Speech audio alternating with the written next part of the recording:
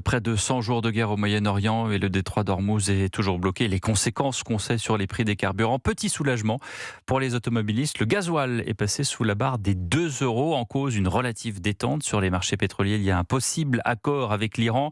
À la pompe, c'est une bouffée d'oxygène pour les automobilistes, même s'ils ne croient pas à une baisse durable. Reportage dans le Nord à Seclin, Maximilien Carlier.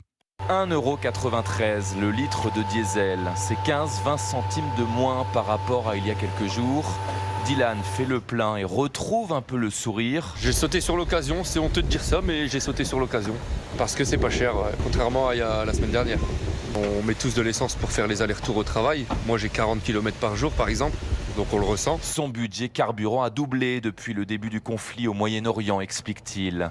Et ce tarif moins élevé à la pompe est un soulagement, oui, même si beaucoup d'automobilistes ont conscience que ça ne descendra pas beaucoup plus. C'est une baisse pour le moment, mais à mon avis, ça m'étonnerait que ça reste à ce prix-là. Je suis résignée de toute façon, donc, parce que j'ai l'impression qu'il n'y aura pas d'amélioration. On subit, ajoute-t-elle, et on est obligé de s'adapter, renchérit Céline, juste à côté. On se déplace moins, on essaye de voir les trajets les plus utiles, même pour les vacances. Pour les vacances, on se dit on va partir un peu moins loin, ça nous coûtera moins cher en essence. À cause de l'envolée des prix des carburants, direction la Côte d'Opale pour cet automobiliste, plutôt que le sud de la France.